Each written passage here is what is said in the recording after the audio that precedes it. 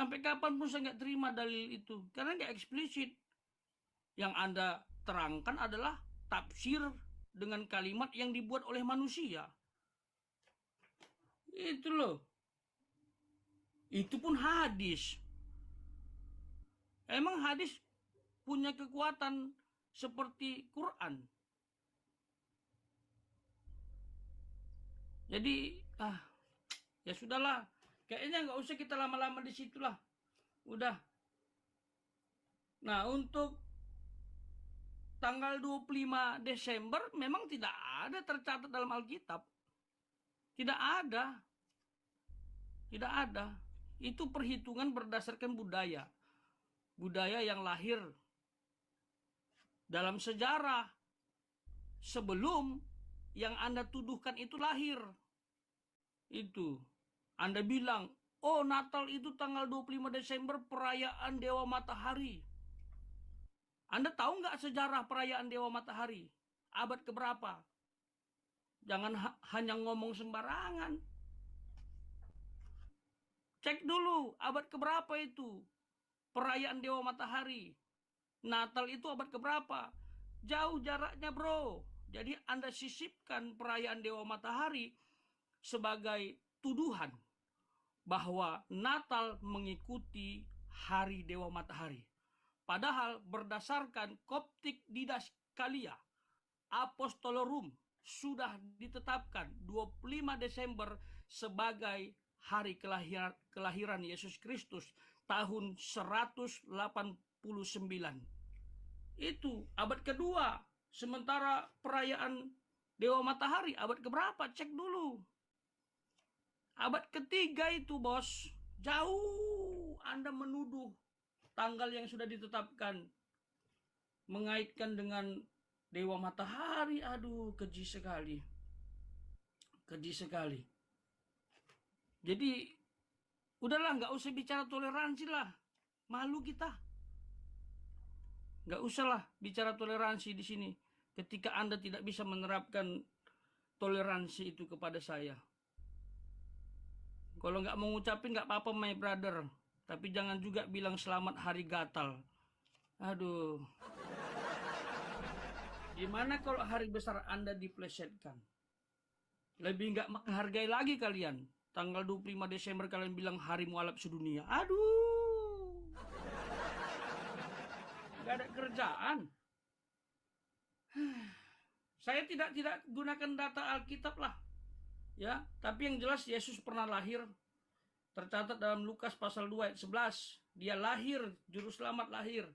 Tapi untuk data tanggal 25 tidak saya tunjukkan berdasarkan Alkitab. Saya gunakan sejarah.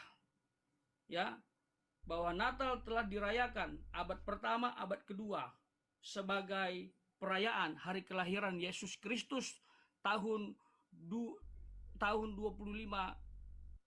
tanggal 25 Desember itu.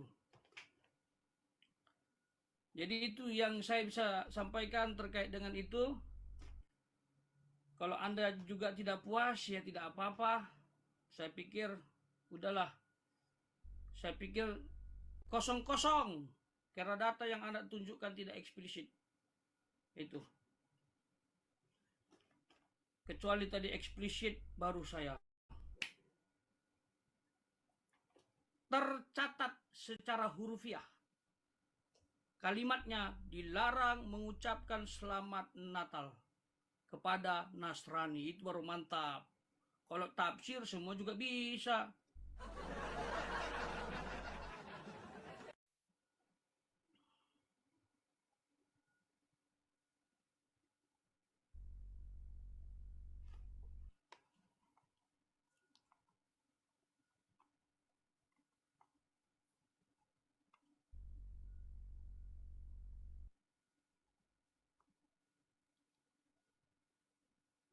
Mana suaranya nih?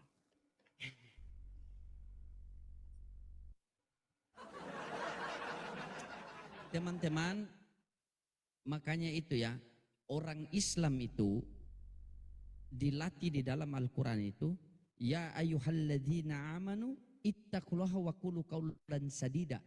Wahai orang-orang yang beriman, bertakwalah kalian dan berperkataan dengan perkataan yang benar.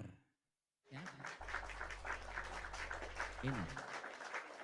Dari tadi sudah saya sampaikan kan, apa yang saya sampaikan tadi kan. Dia akan putar-putar, dia tidak akan menunjukkan datanya. Kan? Dia tidak akan menunjukkan datanya karena memang tidak ada. Sudah saya bilang, karena memang tidak ada teman-teman. Kalau ada, oh kubakar rumah saya. Tidak ada. Tapi sabar teman-teman, apakah suara saya ini kecil? Suara saya kecil atau bagaimana ini suara Lanjut, saya? nggak usah pakai mic lah. Dari tadi nanya-nanya terus tentang itu. Kalau begini, besar tidak? Tadi sebenarnya sudah bagus itu, nanya terus. Kalau begini suara saya bagus tidak teman-teman? Begini suara saya dengar tidak? Dengar? Bagus, oke baik. Jadi teman-teman dari tadi dia menyampaikan tidak ada datanya. Dia bukannya sabar. Nih, ya, kutunjukkan sama kamu. Kita pakai data, ya. Kamu mau terima atau tidak? Kamu bantah pakai data dong. Nih, di sini dikatakan apa? Tanggal 25 Desember sebagai perayaan Dewa Mitras, Dewa Matahari, ya, terjadi pada zaman Kaisar Arolinus. Ini us-us, ini berarti Yunani, us-us. Oke, kamu lihat ini nih. Oi. Perhatikan sini. Ada beberapa hal yang menyebabkan banyak orang akhirnya berpendapat bahwa Yesus dan kisah hidupnya adalah hasil contekan dari Dewa Mitras. Kita lihat buktinya ya. Nih. Pendapat itu biasanya dilandasi oleh beberapa perayaan sebagai berikut. Perhatikan sini. Mitras lahir pada tanggal 25 Desember dari seorang perawan. Ya, satu. Mitras lahir pada tanggal 25 Desember dari seorang perawan. Yesus juga contekan lahir dari seorang perawan. Ya. Nah, yang kedua, Mitras adalah seorang pengajar keliling dan sering berpertunjukan mujizatnya.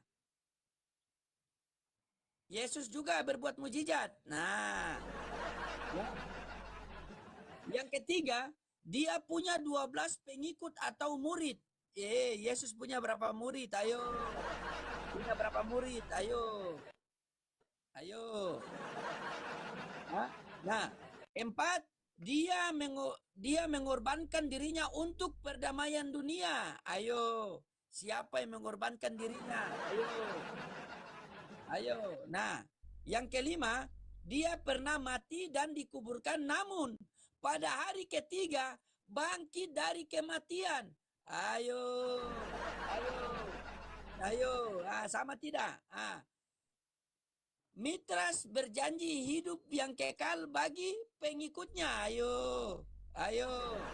Lihat nih. 6, dia dijuluki gembala yang baik, sang jalan, kebenaran dan hidup. Ayo. Nah, yang ketujuh, hari sucinya adalah hari Minggu, di mana para pengikutnya mengadakan ritual untuknya. Ayo, siapa beribadah hari Minggu? Ayo. Nah, ke-8, gereja adalah sebuah struktur organisasi penerus lembaga keagamaan Dewa Mitras. Lo dinjang cuma congor, buktikan baik. Apa ini? Jelajahi Mitrasium San Cukimai. Ini, perhatikan sini. Stay. Perhatikan sini, oi. Ini Mitrasium. Apa itu di atas tuh? Oi, apa tuh? Perhatikan sini. Nah, silakan pakai data, bantah pakai data. Pasti dia mutar-mutar lagi teman-teman, dari Matius sampai Captikus ini dia mutar-mutar.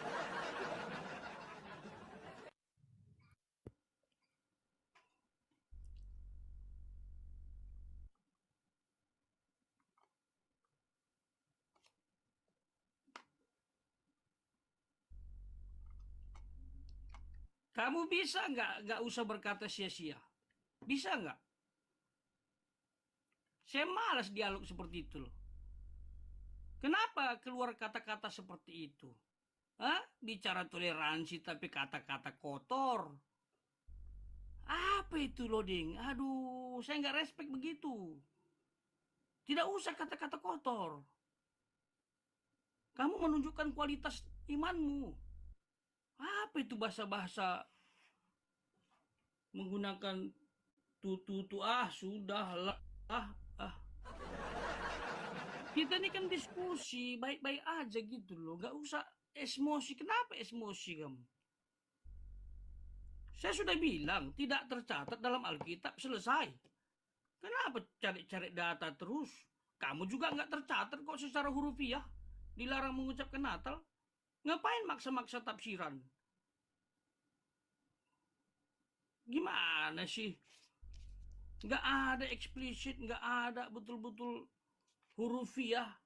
Kalau ada, baru aku hormat. Dilarang mengucapkan selamat Natal ya, itu haram. Itu mantap. Kok dilarang menyerupai kaum? Itu tafsirannya luas. Kaum modern kamu ikuti, berarti haram dong. Kaum modern itu naik pesawat kemana-mana, menggunakan handphone, menggunakan internet. Kamu ikut? Itu namanya apa? Saya gunakan sampel ada umat Islam yang mengucapkan selamat Natal. Nggak masalah bagi mereka. Kamu bilang munafik. Siapa sebenarnya munafik itu? Munafik itu nggak konsisten. Pengajaran yang dipercaya dengan kelakuan. Kamu bilang, oh toleransi. Kamu toleransi dong, menghargai saya. Sementara kamu memaki-maki. Sementara kamu mempelintir selamat Natal dengan selamat gatal. Aduh, Tuhan Yesus. Kamu kutip lagi perayaan Dewa Matahari yang tak terkalahkan. Ini loh, tahun berapa ini? Ini lihat ini ha. Tahun berapa ini? Abad ketiga, bosku. Kalau ada kemiripan, aku juga bisa menunjukkan ajaran yang mirip dengan Islam. Cuman aku nggak mau. Kalian sensitif. Nanti, sudahlah. Serba salah. Ada tuh ajaran yang mirip Islam. Tapi nggak mau ngangkat itu ya. Kamu saja yang ngangkat seperti itu. Aku menghargai kalian. Itu baru toleransi. Lihat ini. Abad ketiga, bos. Sementara perayaan Natal tanggal 25 Desember itu sudah dilakukan di abad kedua. Selisih 1 abad. Tahun 189. Koptik Didaskalia Apostolorum. Itu nggak mungkin 25 Desember merayakan itu, sementara tanggal 25 Desember lebih dulu ditetapkan daripada Dewa Matahari abad ketiga. Itu udahlah, nggak usah kita bahas ini ranah sensitif. Begitu. Apapun katanya tetap aku yang berat. Apapun katanya. Gitu. Jadi serba salah. Biarlah penonton yang menilai. Toleransi itu apa? Nggak usah ribet toleransi itu. Toleransi itu menghargai, menghormati keyakinan orang. Tuh. Ya, kalaupun kamu nggak mengucapkan, nggak apa-apa. Ya, aku menghargai juga. Tapi jangan berdasarkan dalil kamu bicara, sementara dalilnya nggak eksplisit. Itu. Kaum mana yang kamu maksud? Cuman Kristen aja, kaum modern nggak? Gimana sih? Pusing kepala Barbie begini.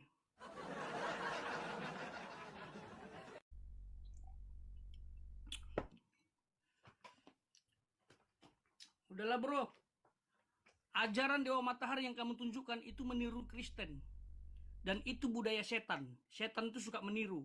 Karena Dewa Matahari abad ketiga, kekristenan abad pertama. Gak mungkin Kristen meniru Dewa Matahari. camkan itu.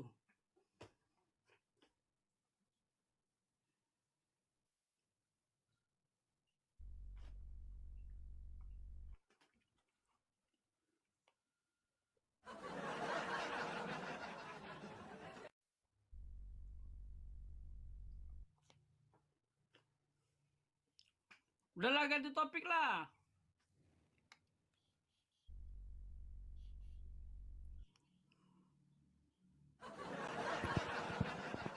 Cek cek 1 2 3 3 2 1 1 dalam 3 3 dalam 1 1 adalah 3 3 adalah 1. Cek, amankah suara saya? Teman-teman, Aman. kalau begini aman, aman ya. Aman apa kecil? Karena ini memang saya mau kasih Aman, bubuk aman, dia nih. Ya. Oke. Saya punya waktu. Oke, baik teman-teman, sudah saya bilang kan. Ya, ini sekelas pendeta saja dia bernarasi, ya, dia bernarasi itu tidak berlandaskan data. Bagaimana sekelas jemaat coba? Hah? Bagaimana sekelas jemaat? Pendeta saja bernarasi tidak punya data, apalagi sekelas jemaat. Mau pakai data apa? Hah? Dia mengatakan tadi teman-teman, dia mengatakan tadi, ya oke. Bagaimana teman-teman? Ini suara saya bagaimana? Aman atau? Bentar, saya ganti mic dulu. Aman, aman.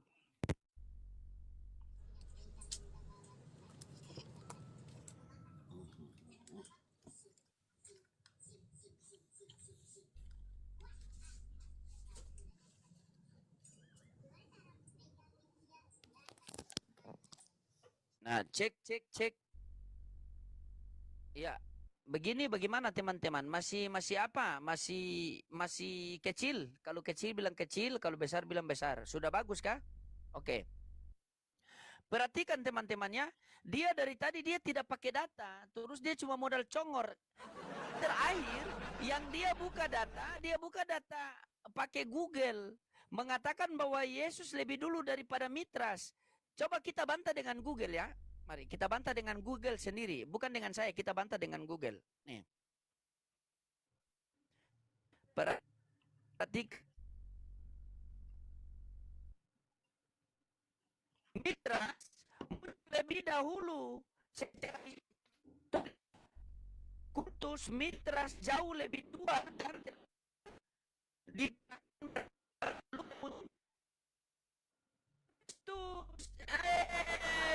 aduh, Anda mulai menipu saya Anda nih. Bagaimana Anda ini? Oh, ngelek ya, sabar. Nah, aman teman-teman? Aman? Pak Pendeta, sudah aman apa belum Pak Pendeta? Sudah aman suara saya?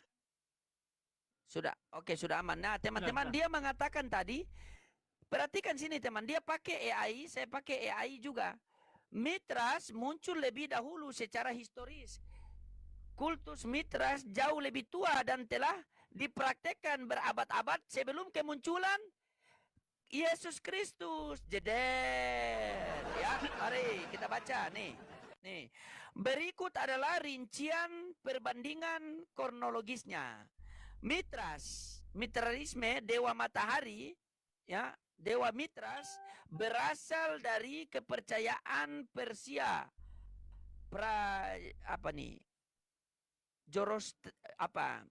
Zoroaster, ya. Zoroaster kuno dan India dengan praktek yang ada sejak sekitar 1500 sebelum Masehi, selama migrasi Arya. Aduh, ini mata sulit lagi. Pemuja terhadap Mitras kemudian menyebar luas dan populer di Kekaisaran Romawi pada abad keberapa ini?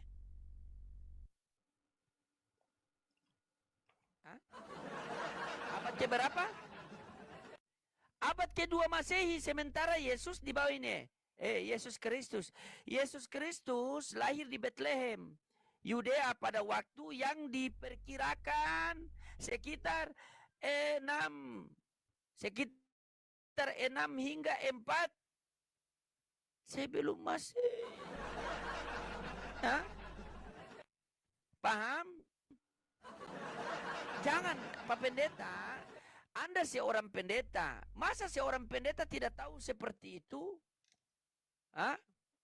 Anda seorang pendeta kok tidak tahu seperti itu ya? Anda belajar di mana? Apakah STT Anda ini sekolah tipu-tipu? Ya, paham ya? Oke, silakan. Lanjutkan pakai data.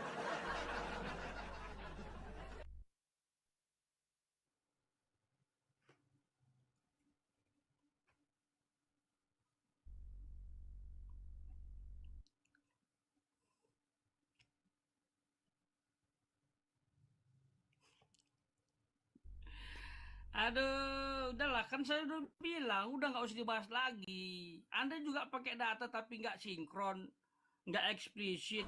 Apa data kayak gitu? Ilmu gato tapi nggak matu. Aduh, bicara data. Ya sudahlah. Kalau Anda percaya itu silakan. Tadi saya tunjukkan juga AI abad ketiga tahun 275. Dewa matahari yang dianggap terkuat itu. Itu loh. Dan itu ilmu gatuk itu. Itu upaya orang-orang yang menolak Kristus untuk memplesetkan hari besar. Orang percaya, polanya sama dengan 25 Desember hari mualaf sedunia. Sama polanya. Jadi, orang yang mencetuskan tanggal 25 Desember hari mualaf sedunia itu meniru pola yang dilakukan orang yang percaya bahwa Natal itu adalah tanggal Dewa Matahari 25 Desember. Mana sih? Silakan saja dikait-kaitkan, ya. Kami tidak percaya. Kami punya sejarah khusus. Sejarah agung. Saya sudah sebutkan tadi, Koptik Didaskalia Apostolorum tahun 189 sudah ditetapkan, sudah disepakati berdasarkan perhitungan bahwa 25 Desember adalah hari kelahiran Yesus Kristus. Tapi upaya untuk menyesatkan setelah itu terjadi di mana-mana, terjadi. Jadi santai aja. Apa data? Kan saya udah bilang, data tidak ada berdasarkan Alkitab. Lebih baik tidak ada data berdasarkan Alkitab yang saya tunjukkan daripada ada data berdasarkan hadis tapi nggak sinkron. Jangan pencet, itu hak saya. Nggak usah pencet-pencet, itu hak saya. Apa itu? Bagian saya ini. Lebih baik tidak usah data saya tunjukkan pakai kitab suci untuk hal ini daripada hadis tapi nggak sinkron. Malu-maluin. Yakin saya, data yang kamu tunjukkan beberapa umat Islam nggak setuju. Itu pemaksaan, bro. Saya minta eksplisit, hurufiah. Menyerupai kaum. Kamu mengikuti kaum modern. Haram nggak itu? Hah? Orang-orang modern makannya praktis. Ke Alfamart, ke Indomaret, itu loh, ke KFC. Itu. Dapat diskon lagi di bulan Natal kan? Mantap, terima. Kaum modern itu makanannya praktis. Haram nggak makan KFC? Cuma Natal doang yang haram, KFC nggak. Karena ada diskonnya. Aduh.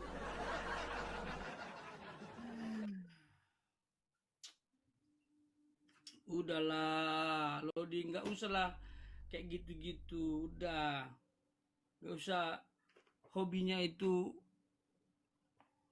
memojokkan orang. Polanya sama dari abad ketiga sampai sekarang. Gimana caranya hari besar umat Kristen ini digoncang? Begitu. Tapi kami punya sejarah sendiri, bro. Nggak akan tergoncang. Dari Yerusalem sampai ke Arab, sampai ke Indonesia, tidak tergoncang. Kami punya sejarah sendiri. Sejarah agung. Itu dia. Kalau data yang kamu tunjukkan seperti itu upaya orang yang menyesatkan supaya mengkaburkan kualitas hari kelahiran Yesus Kristus. Itu. Udahlah, saya bilang dari tadi topik ini nggak usah dibahas. Ini sensitif. Lebih baik kalau mau dialog kita beralih kemana begitulah. Nggak usah atas nama toleransi tapi Anda intoleran. Gitu. Aduh. Pendeta botol katanya. Pendeta botol. Lebih baik tidak ada data daripada ditunjukkan data tapi nggak nyambung. Coba disanggah dulu. Kamu menyerupai kaum modern nggak? Sanggah sekarang. Kamu menyerupai kaum modern nggak yang hidup zaman sekarang? Dengan fasilitas yang kamu gunakan sekarang. Itu kaum modern. Kira-kira haram nggak, Pastor Loading? Jawab. Saya mau tahu. Menerapkan hadis tadi. Haram nggak? Silakan.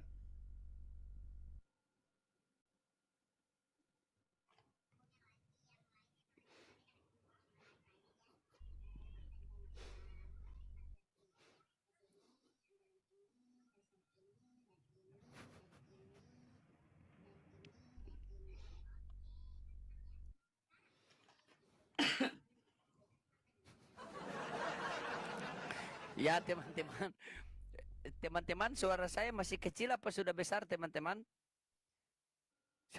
Beginilah Udah. suara saya. Bukan, sabar, saya punya waktu. Ya, tidak ada perlawanan, dia memang sudah memang tidak. Teman-teman suara saya ini aman ya. Ya. Begitu, karena suara saya ini tergantung orang punya isi otak sih. Kalau isi otak kecil ya suara saya juga ikut kecil. Begitu. Diminta data malah dikasih congor. Jadi mulai sekarang Pak Pendeta ini datanya itu data congor. Nggak ada teman-teman. Ya. Saya memberikan data tertulis secara eksplisit. Dia tidak mau menerima, itu hak dia. Yang pasti netizen telah membuktikan bahwa saya sudah kasih data. Nah sekarang dia bagaimana? Saya rasa setelah ini pasti gerejanya kosong ini. Pasti teman-teman. Karena memang tidak ada data dia. Kita mau diskusi apa, mau kasih apa lagi sama dia data. Bahkan dia bilang kalau kamu hidup kaum sekarang, mana ada kaum zaman modern? Dari mana ada data kaum zaman modern itu apa? Apa itu kaum zaman modern itu? Baru saya selama saya hidup sampai umur saya sekarang sudah bagaimana ya? Sudah mau stres karena diskusi sama Oten-Oten, baru saya dengar kaum modern itu. Mungkin teman-teman guru-guru di bawah, mungkin karena keterbatasan ilmu yang saya miliki, sehingga saya baru tahu dari pendeta kaum modern. Kaum modern itu maksudnya apa? Coba Pak Pendeta tanya di Google dulu. Wahai Google, apakah itu kaum modern? Anda saya sudah kasih. Barang siapa meniru-niru satu kaum, maka ia akan dibangkitkan dengan kaum itu. Jika kami mengucapkan selamat hari Gatal, ya, maka berarti kami telah menyetujui, kami telah mengingatkan, kami telah mengiyakan bahwa betul-betul Yesus Kristus lahir di tanggal 25 Desember, padahal tidak ada datanya di Bible. Makanya kami buat perbandingan dengan tanggal 25 Desember, hari mu'alaf sedunia. Paham sampai sini? Supaya kenapa? Supaya ketika tanggal 25 Desember, maka semua orang-orang berbondong-bondong kembali kepada ajaran Yesus, menyembah kepada Tuhan yang tidak terlihat. Bukan menyembah kepada Tuhan yang terkutuk, bukan. Pak Pendeta, ayam kemarin sore saya ambil ayam saya kasih bertemu dengan ayam tetangga saya, berkelahi ayam itu. Kok ini ada manusia yang punya akal sehat bertemu dengan manusia yang terkutuk jadi Tuhan? Dari mana dalilnya itu? Dari mana dalilnya itu kalian dapat itu? Saya pergi ke pasar, saya bertemu dengan orang gila, saya ambil orang gila satu, saya kasih bertemu, berkelahi orang gila sama orang gila. Kok ini ada orang yang waras bertemu dengan orang yang terkutuk, tergantung jadikan Tuhan? Dari mana data yang Anda dapatkan itu? Coba, berpikirlah dengan baik Pak Pendeta. Ya. Pahami baik-baik Bible Anda. Kembalilah ke pengajaran Yesus yang sebenarnya. Makanya di tanggal 25 Desember, ketika kalian merayakan ajaran-ajaran pagan, maka Islam sebagai pengikut Yesus yang sejati merayakan bagaimana hari mu'alaf sedunia. agar semua yang mengakui pengikut-pengikut Kristus itu kembali kepada jalan yang benar, yaitu menyembah kepada Tuhan yang dimana disembah oleh Abraham, Musa, dan Yakob, dan nenek moyang kita, yaitu Tuhan yang tidak terlihat. Paham sampai di sini? Sekarang Pak Pendeta, Anda mau kita rubah dari topik ini. Kutanya sama Anda, jangan Anda putar-putar juga. Tolong jangan Anda putar-putar. Tolong jangan Anda putar-putar. Tolong jangan Anda putar-putar. Di 1 Timotius 6 nomor 16, dialah satu-satunya yang tidak terhampiri, tidak takluk kepada maut, bersemayam di dalam terang. Tidak ada seorang pun yang dapat melihat dia, dan manusia pun tidak bisa melihat dia. Ini Tuhan. Ini Tuhan menurut Yesus. Karena Yesus mengatakan Tuhan itu tidak terlihat, tidak terdengar suaranya. Pertanyaan saya simpel sama Pak Pendeta ya. Bagaimana cara kita mengenal Tuhan yang tidak terlihat itu, Pak Pendeta? Bagaimana cara kita mengenal Tuhan yang tidak terlihat itu? Bagaimana caranya? Ingat, bagaimana caranya kita mengenal kepada Tuhan yang tidak terlihat? Itu pertanyaan saya ya. Perhatikan baik-baik Pak Pendeta. Bagaimana kita bisa mengenal kepada Tuhan yang tidak terlihat? Bagaimana caranya? Silakan. Mari sama-sama teman-teman kita putar-putar lagi. Kita naik komedi putaran ini.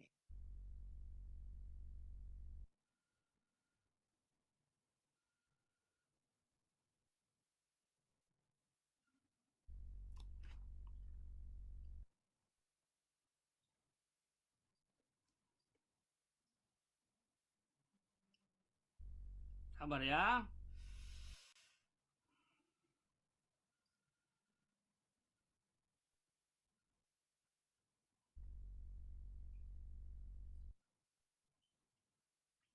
Oke. Baik, Pastor Loading yang terhormat.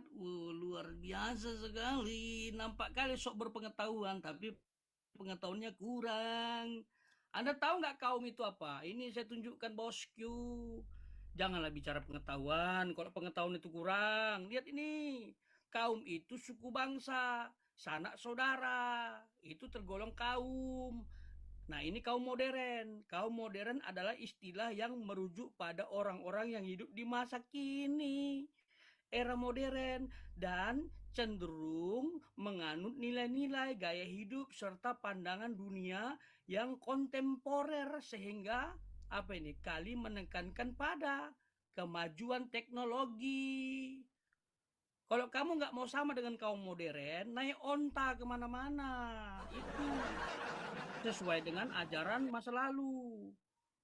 Kamu bicara kaum untuk Natal, sementara kaum modern kamu ikuti, haram juga berarti. Itu loh. Nggak usah pakai handphone, itu kaum modern tuh. Itu, nggak usah pakai internet, kaum modern itu. Kontemporer semua itu, nggak usah diikuti lah. Haram kan berdasarkan hadis tadi. Aduh, itu namanya sudahlah.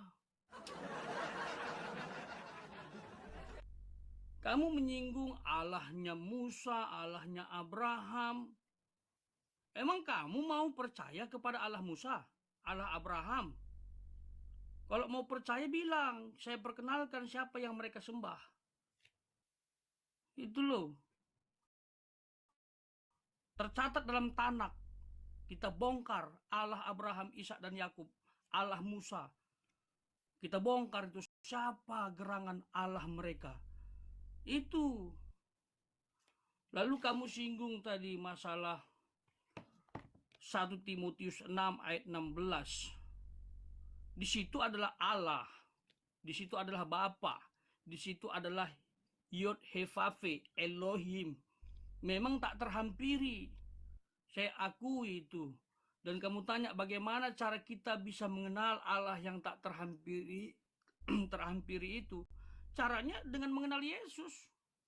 Ini datanya. Dia kan nggak terlihat, transenden, tak terjangkau. Ini. Ia adalah gambar Allah yang tidak kelihatan, yang sulung, lebih utama dari segala yang diciptakan. Ini loh. Karena di dalam dialah telah diciptakan segala sesuatu, termasuk Pastor Loading. Ini loh. Termasuk kamu diciptakan ini. Nah, oleh dia tadi. Siapa dia tadi? Yesus Kristus. Tapi ini bicara tentang keilahiannya sebagai firman Allah. Bukan kemanusiaannya sebagai anak Maria. Dari dulu kalian nggak bisa memilah keilahian Yesus dengan kemanusiaan Yesus. Pukul rata semua. Udah dijelaskan berkali-kali. Kamu dialog dengan saya berapa kali? Selalu bicara duinatur. Tetap aja nggak paham. Makanya saya pusing kadang-kadang ketika saya sudah jelaskan tapi tidak dipahami. Aduh, catatan rapotmu jelek ini, merah itu. Udah dijelaskan dari dulu, harus bisa memilah keilahian dan kemanusiaan. Jangan disamakan. Itulah kekayaan Yesus. Jadi saya simpulkan kembali, cara kita mengenal Allah yang transenden, Bapa itu, dengan cara mengenal Yesus. Barang siapa yang melihat aku, dia sudah melihat Bapa. Itu statement Yesus. Yohanes 10 ayat 30. Aku dan Bapa satu. Itu dia. Aku turun dari surga. Itu Yohanes 6:38. Aku keluar dari Bapa. Itu Yohanes 8 ayat 42. Kurang apa lagi? Kurang apa lagi? Kalau pertanyaan tersebut saya ajukan ke kamu, bagaimana caramu bisa mengenal Allah yang tak terhampiri? Coba jelaskan bagaimana caramu. Pertanyaan sama saya ajukan ke kamu. Terima kasih.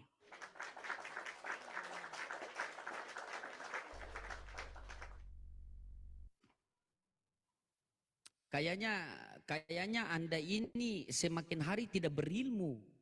Hanya penipuan publik saja Anda nih. Iya teman-temannya. Kok maksudnya bagaimana ya Anda ini ya? Sekarang begini, 1 Timotius 6 nomor 16 itu Tuhan atau bukan Pak Pendeta? Saya tanya Tuhan atau bukan? Kita tiktokan saja, Tuhan atau bukan? Tuhan. Tuhan ya. Tuhan. Bagaimana cara kita mengenal Tuhan yang tidak terlihat itu? Ini kan saya ayat tadi saya tunjukkan. Masa kamu nggak paham? Tidak, saya tanya. Bagaimana cara kita mengenal Tuhan yang tidak terlihat itu? Ini loh ayatnya. Nah, bagaimana caranya? Bagaimana caranya? Coba. Ini ayatnya, baca ayat ini. Ayat 15. Iya, baca, coba Anda baca. Maksudnya apa itu? Coba. Ia adalah gambar Allah yang tidak kelihatan. Allah yang tidak kelihatan itu caranya untuk mengenal dia, ya ini Yesus tadi harus dikenal.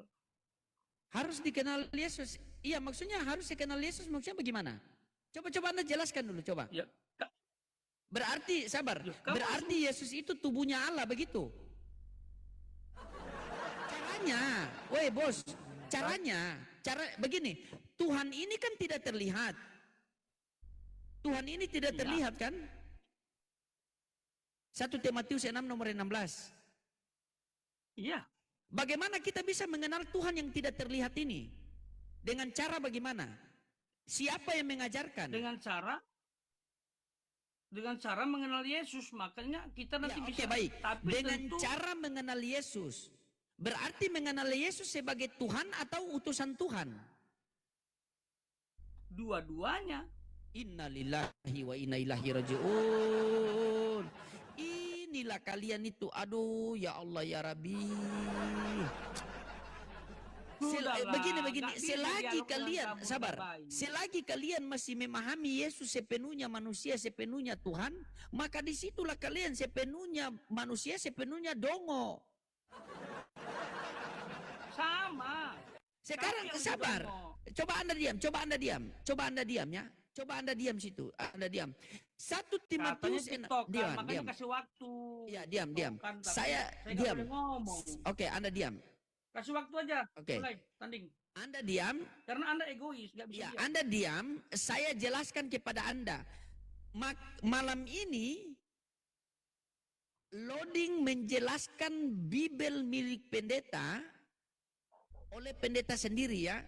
Malam ini saya mengajari pendeta untuk memahami Bibel. Karena orang gila Dia punya rumah, punya mobil, punya motor, tapi dia tidak sadar kalau dia punya semua itu. Karena dia gila.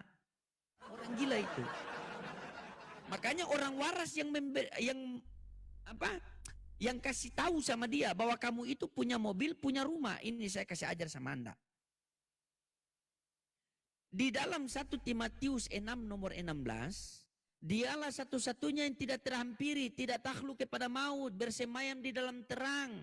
Tidak ada seorang pun yang dapat melihat dia dan manusia pun tidak bisa melihat dia. Ini Tuhan. Bagaimana cara kita mengetahui bahwa Tuhan itu ada namun tidak terlihat? Maka Tuhan mengutus utusannya ke dunia, yaitu Yesus Kristus. Sehingga di dalam Yohanes 5:37 Yesus mengatakan sendiri, Bapa yang mengutus aku, dialah yang bersaksi tentang aku. Kamu tidak pernah melihat rupanya, suaranya pun kau tidak pernah mendengar. Ini perkataan Yesus, jangan Anda bantah lagi. Anda kenapa suka bantah perkataan Yesus? Seakan-akan Anda itu lebih pintar daripada Yesus. Yesus mengatakan, Bapa yang mengutus aku, dialah yang bersaksi tentang aku. Kamu tidak pernah mendengar suaranya, rupanya pun kau tidak pernah melihat. Untuk apa Yesus diutus ke dunia ini? Untuk menyampaikan firman Bapa, firman Allah. Dijelaskan dalam Yohanes 3:4. Siapa yang diutus oleh Allah, maka dia menyampaikan firman Allah. Karena Allah mengaruniakan rohnya dengan tidak terbatas. Apakah Yesus menyampaikan firman Allah? Iya. Dijelaskan dalam Yohanes 17:8. Sebab segala firman yang engkau sampaikan kepadaku telah aku sampaikan kepada mereka. Dan mereka telah menerimanya. Dan mereka benar-benar tahu bahwa aku datang daripadamu. Dan mereka percaya bahwa engkaulah yang telah mengutus aku. Dan mereka percaya, kata Yesus. Dan Pak Pendeta percaya, dan jemaat percaya, dan seluruh Kristen percaya bahwa Bapa yang telah mengutus aku. Kok hal yang mudah ini Anda tidak paham ya? Anda masih putar keilahian, kebagaimanaan, kebingungan. Padahal Yesus sudah mengatakan, sebab segala firman yang engkau sampaikan kepadaku telah aku sampaikan kepada mereka. Dan mereka telah menerimanya. Dan mereka benar-benar tahu bahwa aku datang daripadamu. Dan mereka percaya bahwa engkaulah yang telah mengutus aku. Di dalam Yohanes 14 nomor 1. Pak Pendeta, janganlah gelisah hatimu. Percayalah kepada Allah, percaya juga kepadaku. Kata Yesus, bukan kata saya. Yohanes 14 nomor 1. Kalau kita tanya kepada Yesus, Yesus, percaya kepada Bapa sebagai apa? Kata Yesus, baca Matius 11:25. Aku bersyukur kepadamu Bapa, Tuhan langit dan bumi. Berarti percaya kepada Bapa sebagai Tuhan langit dan bumi. Nah sekarang, percaya kepada Yesus sebagai apa? Sebagai utusan Tuhan. Dalilnya mana? Yohanes 11:42. Ya Bapa, aku tahu engkau selalu mendengarkan aku. Tetapi di sekelilingi banyak orang ini, aku pengen agar mereka percaya bahwa engkaulah yang telah mengutus aku. Percaya bahwa engkaulah telah mengutus aku. Jika kita sudah percaya Yesus sebagai utusan Tuhan dan Bapa adalah Tuhan, maka kita akan memperoleh hidup yang kekal sebagaimana dijelaskan dalam Yohanes 17:3. Inilah hidup yang kekal itu, mengenal engkau satu-satunya Allah yang benar dan mengenal Yesus Kristus yang telah engkau utus. Nah, buat Pak Pendeta, kutanya sama Anda ya, Anda mengatakan ketika kamu melihat aku berarti kamu telah melihat Bapa. Sementara di dalam Yohanes 5:37 Yesus mengatakan Bapa tidak terlihat, tidak terdengar suaranya. Coba Anda pahamkan ayat itu sama saya, 2 ayat itu. Ketika kamu melihat aku, kamu telah melihat Bapa. Tetapi di ayat lain Yesus mengatakan Bapa tidak terlihat dan tidak terdengar suaranya. Jelaskan sama saya itu. Silakan Anda mau putar-putar pakai data maupun tidak pakai data, itu urusan Anda. Silakan.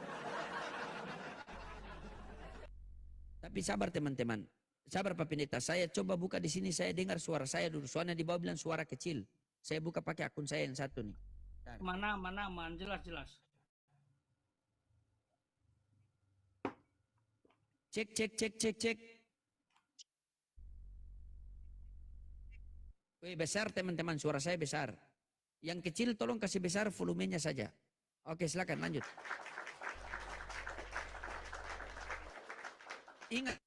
Ingat, sebelum kita tanding, ingat pertanyaan saya ya. Ingat pertanyaan saya baik-baik. Yesus mengatakan kepada Filipus, Filipus, ketika kamu melihat aku, kamu telah melihat Bapa. Ketika kamu melihat aku, kamu telah melihat Bapa. Sementara di Yohanes 5:37, Yesus sendiri yang mengatakan, Bapa tidak terlihat, tidak terdengar suaranya. Mana yang betul? Terlihat dan terdengar atau tidak terlihat dan tidak terdengar? Dua ayat ini Anda jelaskan sama saya, silakan.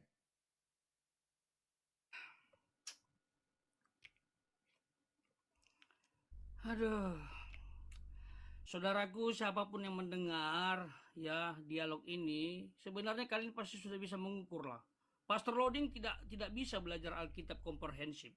Dia hanya mengambil ayat-ayat yang menguntungkan. Itu untuk menyangkal keilahian Yesus. Anda kalau mau belajar tentang Yesus, langsung Matius sampai Wahyu. Simpulkan siapa Yesus. Jangan cuma berdasarkan Yohanes 17 ayat 3. Dia di situ diutus. Nah ini makna yang diutus itu ini, lihat.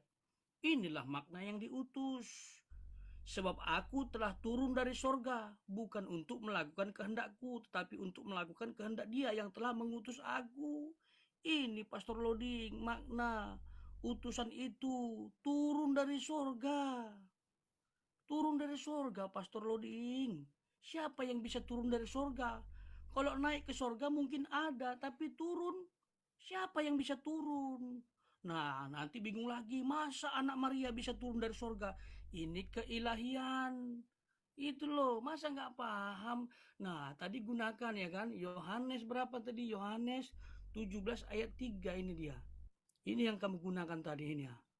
Nah, ini, 17 ayat 3 ini. Ya kan? Utusan. Utus. Kenapa nggak ke ayat 5 ini? Lihat ini, ayat 5 ini. Baca ini. Oleh sebab itu ya Bapa, permuliakanlah aku padamu sendiri dengan kemuliaan yang kumiliki di hadiratmu sebelum dunia ada. Jangan sibuk memperbaiki mic. Ini kebenaran ini. Lihat dulu ini. Dia sudah ada sebelum dunia ada, bro. Inilah keilahian Yesus yang dimaksud. Gimana sih? Bahas yang lain ini loh. Ini keilahian Yesus ini. Ini.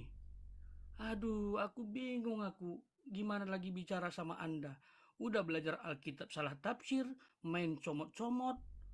Lihatlah Yesus secara komprehensif. Saya tidak pernah tolak dia sebagai utusan. Saya nggak pernah. Saya tidak pernah tolak Yesus punya kemanusiaan, enggak. Bahkan saya lengkapi, Pastor Loading. Dia nabi, dia rasul, dia imam. Tapi ingat, itu semua dari sisi kemanusiaan. Tapi dari sisi keilahian, dia pencipta. Itu loh, dia pencipta. Dia yang mampu mengampuni dosa. Kamu kutip tadi Yohanes 14 ayat 1. Kenapa enggak 2 dan 3? Juga dikutip bahwa Yesus mempersiapkan tempat di sorga untuk orang percaya. Siapa yang bisa siapin tempat di sorga, bro? Ada yang bisa? Ada yang bisa nggak? Tunjukkan. Saya lompat dari Monas. Kalau ada yang bisa langsung ke sorga, siapin tempat untuk kita. Ingat, dalam Matius pasal 10 ayat 28, Yesus bisa memasukkan manusia ke dalam neraka. Siapa itu? Kok bisa Yesus memasukkan orang ke dalam neraka? Baca ayat itu, Matius 10 ayat 28. Dia bisa binasakan kamu bahkan. Kok bisa Yesus begitu? Ada nabi yang pede begitu? Membawa orang ke neraka? Nggak ada. Only Jesus Christ. Ini kebenaran. Kamu bilang mau ngajarin saya tentang Alkitab. Saya sudah puluhan tahun belajar Alkitab. Tidak ada cara pikir orang Kristen seperti kamu. Tidak belajar Alkitab dengan komprehensif, tapi seperti menguasai. Aduh, makna utusan di situ adalah keilahian yang turun dari sorga. Itulah Yohanes 6 ayat 38. Sekarang saya mau ngajarin kamu berdasarkan Al-Fatihah 6. Di situ kalian selalu meminta tunjukkan jalan lurus. Itu. Sekarang saya mau ngajarin kamu. Ya. Di situ selalu kalian ucapkan meminta jalan lurus. Itu maksudnya apa? Siapa jalan lurus itu? Tolong jelaskan sama saya. Ya, siapa jalan lurus di situ? Kenapa kalian masih meminta jalan lurus? Pertanyaan saya, apakah belum menemukan jalan lurus? Apakah kalian belum menemukan jalan lurus? Tolong jelaskan itu. Setiap kalian ibadah mengucapkan Al-Fatihah. Tunjukkan pada kami jalan lurus. Siapa jalan lurus itu? Dan apakah kalian sudah menemukannya? Kalau belum menemukannya, berarti belum di jalan itu. Ya, tolong jelaskan.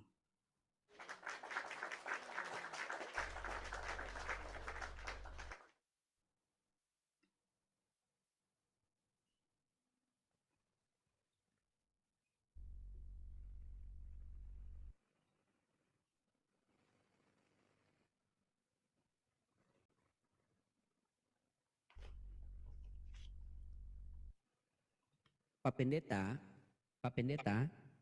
saya tidak tanya Yesus itu turun dari sorga atau dari pohon. Anda mengatakan tadi, saya kasih Anda waktu satu kali dulu. Anda jelaskan pertanyaan saya tadi ya. Tolong Anda jelaskan pertanyaan saya tadi.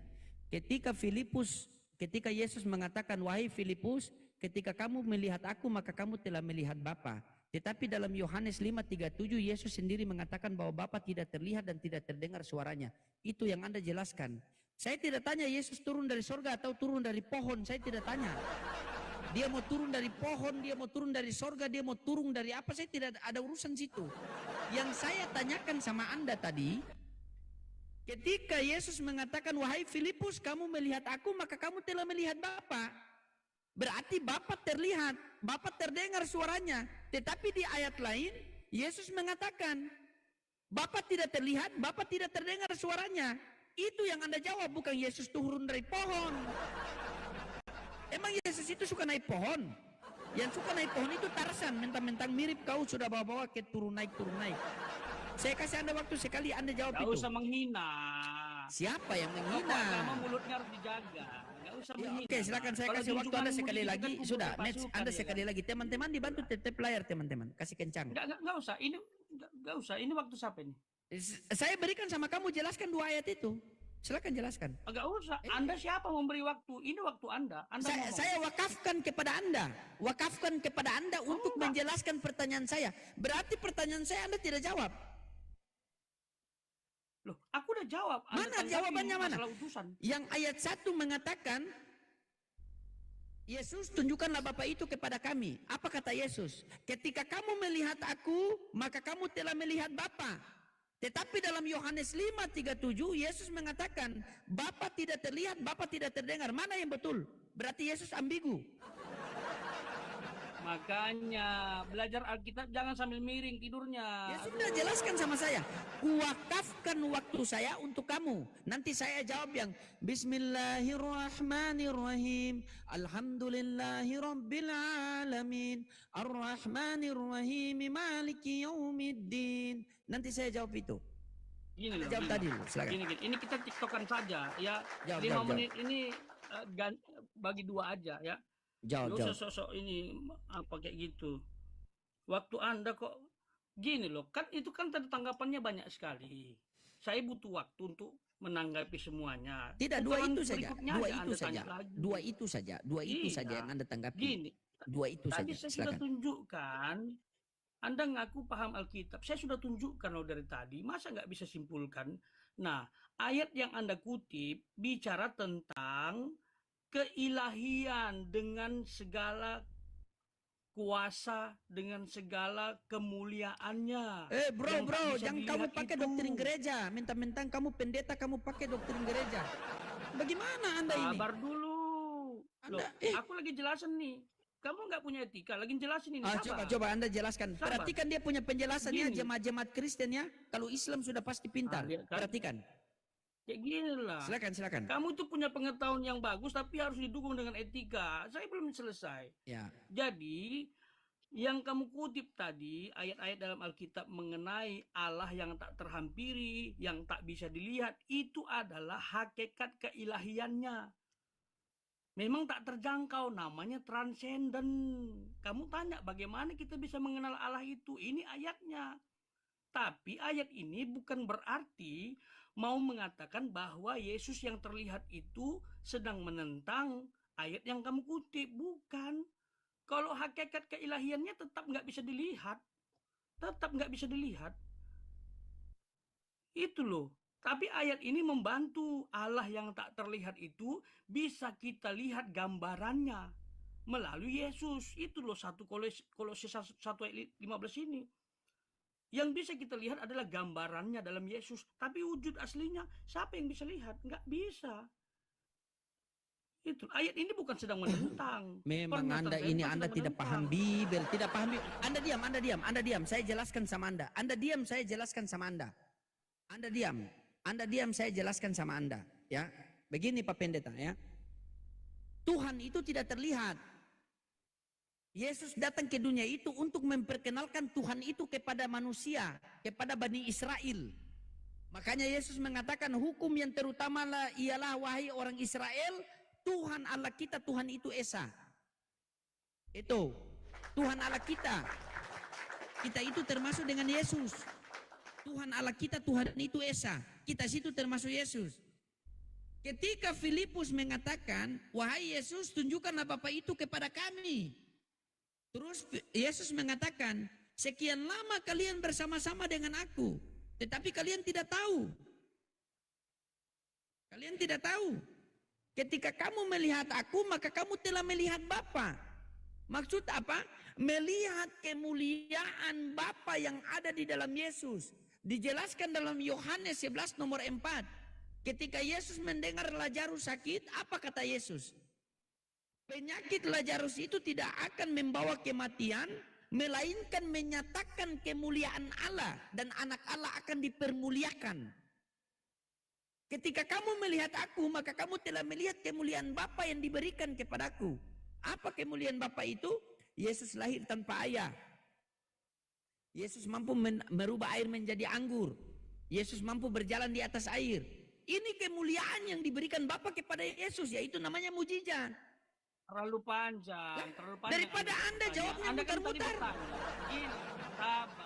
Nah, sabar. Kamu kan Kutanya tanya, sabar. Bagaimana Allah yang tak terlihat itu? Sabar. bisa Kutanya sama. dilihat? Oke. Iya, sabar. Gimana sih? Sabar.